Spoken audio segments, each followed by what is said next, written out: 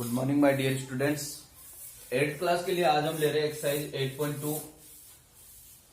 देखिए, a man goat A 10% increase. एक व्यक्ति को 10% इंक्रीज मिलता है इन हिज सैलरी, अपनी सैलरी में।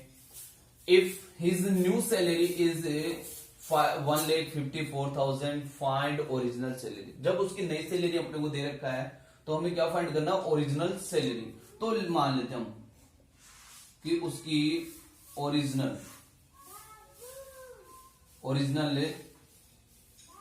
सैलरी क्या है, मेरे को नहीं पता। जब भी परसेंट की बात करें तो आप 100 मान लो।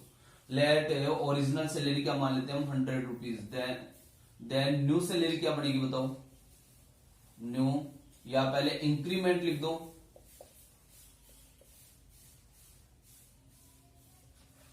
इंक्रीज कितनी हो रही है, 10% हो रही है क्या।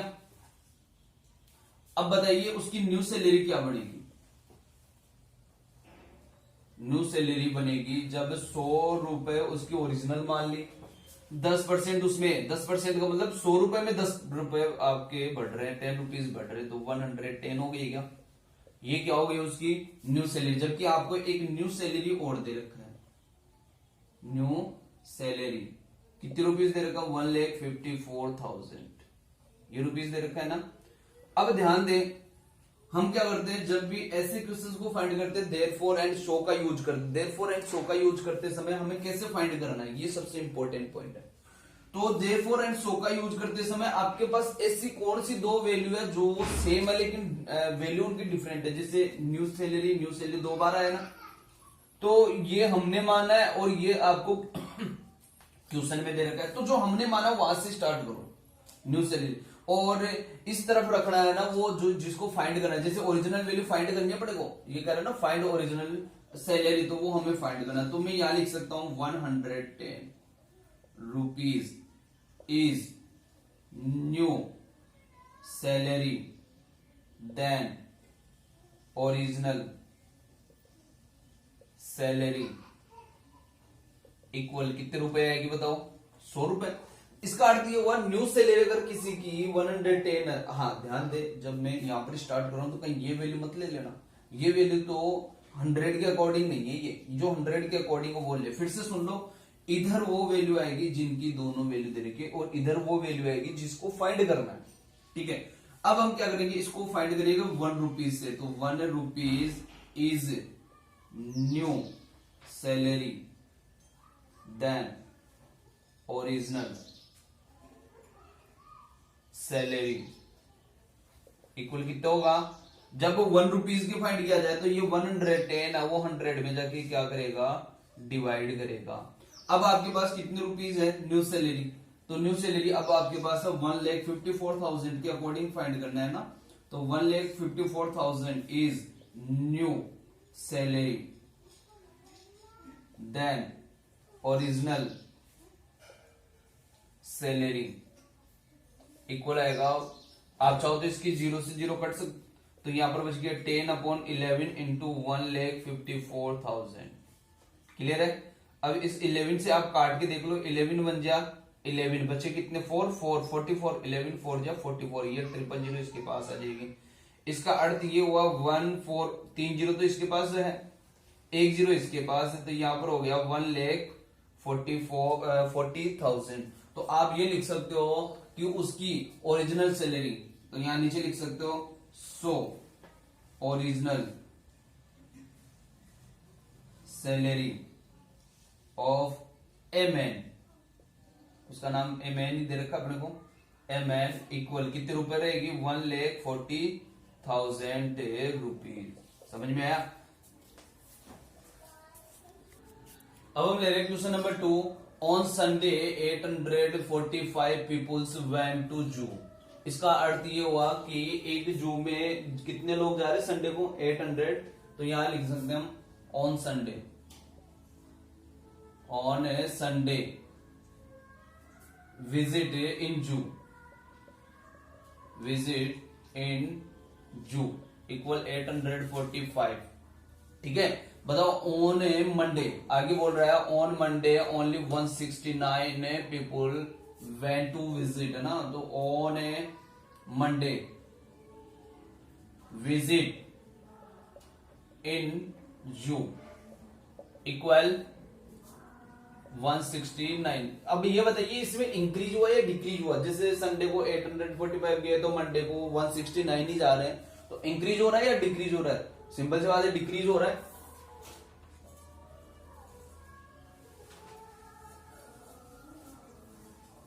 तो डिक्रीज कितना हुआ वो देखो, 845 माइनस 169, समझ गए?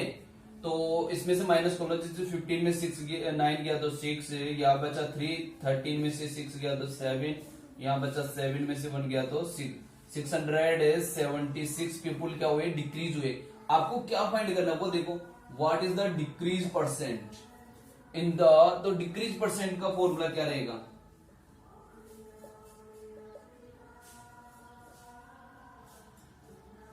डिक्रीज परसेंट, तो यहां आ जाएगा decrease upon a number of visitor on Sunday, क्योंकि जो पहले आती है ना उसकी, तो डिक्रीज परसेंट या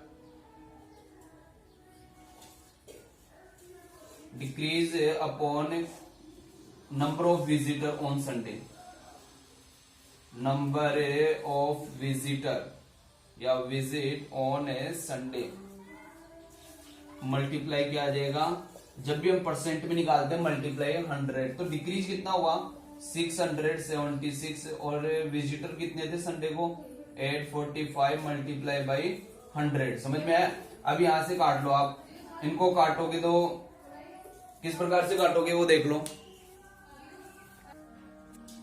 यहां मैंने इनको 5 से काटा है, दोनों 5 से कट सकते हैं, ये 20 बार कटा और ये 169। अब देखो 9 की टेबल बोल के देख लो, कितनी बार जाने पे 6 आ रहा है। 9 1 जा 9, 9 2 जा 18, 9 3 जा 27, 9 4 जा 36 आ रहा है ना।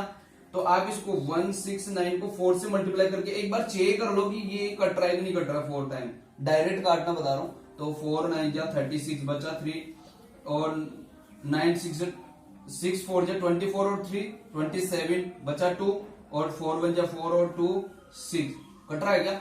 यानी कि ये इसको डायरेक्ट काटेगा 4 बार। 4 को 20 से मल्टीप्लाई करो तो ये आ गया 80% क्या हो जाएगा? डिक्रीज। ये आ गई, यानी कि उस मंडे को ना 80% व्यक्ति कम पहुंचे।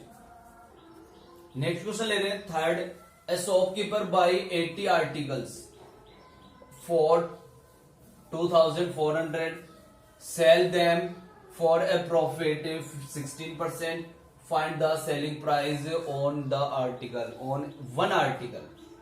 तो हमें वन आर्टिकल की क्या पूछ रहा है? सेलिंग प्राइस पूछ रहा है। तो हम क्या कर लेते हैं, पहले ये सेंटेंस ले लेते हैं कि a shopkeeper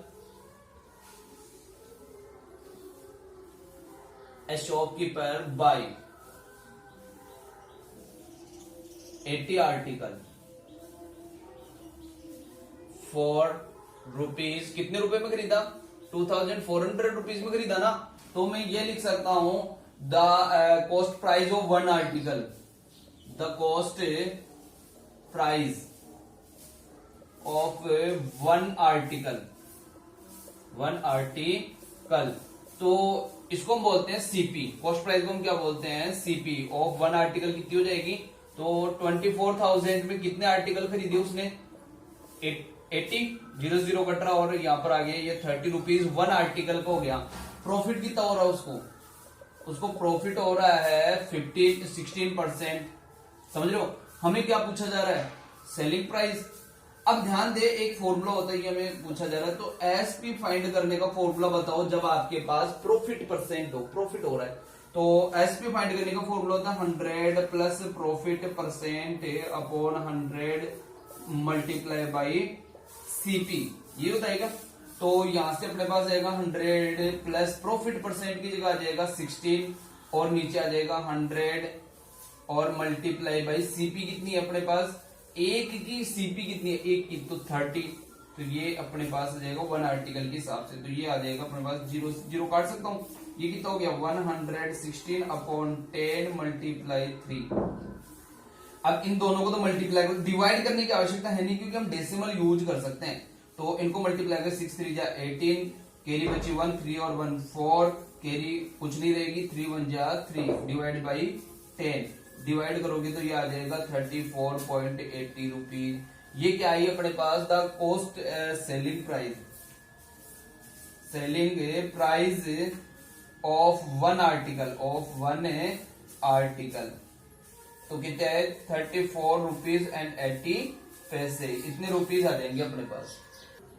now taking the question number 4, the cost price of article was 15,500 rupees.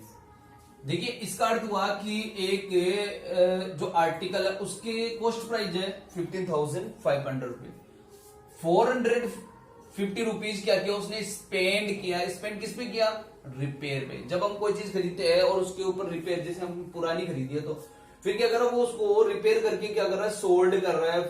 कितने रुपए प्रॉफिट कमा रहा है सोल्ड करके, 15%। और हमें क्या फाइंड करना है, सीपी फाइंड, यानी कि सेलिंग प्राइस फाइंड करनी है। तो यहां से हम ध्यान दे, पहले लिखे सीपी ऑफ एन आर्टिकल, तो उसकी है 15,500 रुपीज।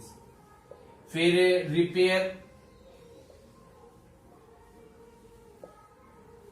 यानी कि रिपेयर कितने पे हो रहे हैं, तो रिपेयर पे हो रहे 450 रुपीज। तो इन दोनों को टोटल, क्योंकि जो भी खर्चा होता है ना वो हमेशा सीपी पे क्या होता है, प्लस होता है। तो ये कितने हो गए, 15,950 रुपीज हो गए क्या। इसको आप क्या बोलोगे बताओ, इसको हम बोलेंगे एक्चुअल सीपी, या आप बोल सकते हो net CP of an article. समझना, यानी कि उस आर्टिकल की एक्चुअल जो सीपी है वो ये हो गई। आपको प्रॉफिट कितना दे रखा है, प्रॉफिट परसेंट दे रखा है आपको 15%, ये दे रखा है ना। हमें क्या फाइंड करना है, एसपी फाइंड करना है। तो सिंपल सी बात है, एसपी का फॉर्मूला लगाना जब प्रॉफिट दिया हो। तो एसपी का फॉर्मूला होता है, वही फॉर्मूला होगा 100 plus profit percent upon 100 into, यहां पर आएगा नेट सीपी। क्या आएगा, यहाँ पर अपने पास दो सीपी है, यहाँ पर एक सीपी ये है और एक ये है। तो हम ये नहीं ले सकते क्योंकि ये वाला नेट सीपी लेंगे हम। क्या आएगा यहाँ पर, नेट सीपी। तो यहाँ पर रखिए 100 प्लस प्रॉफिट परसेंट की जगह 15% है ना, और नीचे आ जाएगा 100 और मल्टीप्लाई बाय नेट सीपी कितना हुआ 15,950। इनको प्लस कर दो, या ये जीरो से ये जीरो काट सकता हूँ कि मैं, इनको प्लस करोगे तो कितना आएगा 115 अपॉन 10 मल्टीप्लाई 1595। क्लियर। अब इन दोनों को तो कर लो मल्टीप्लाई, और इनमें क्या कर लो, फिर पॉइंट लगा दो। सिंपल सी बात है, या आप काटना चाहो तो काट लो। जैसे मैं 5 से काट सकता हूँ 2 बार, 5 से इसको कितने बार काटूंगा, 5 2 जा 10 बचा 1, 15 5 3 जा 15। अब आप इनको मल्टीप्लाई कर लो, 1595 को 2 3 से क्या कर लो, मल्टीप्लाई कर लो। मल्टीप्लाई, देखिए जब हम इन दोनों को मल्टीप्लाई करेंगे तो ये आएगा अपने पास। फिर इसमें 2 का डिवाइड भी तो करना है, 2 का जब डिवाइड करोगे तो ये आपके पास आया ये 18,342.50 रुपीज में उसने उस आर्टिकल को क्या किया, सोल्ड किया। नीचे एक सेंटेंस लिखना है, so SP of an article of 18,342.5 rupees.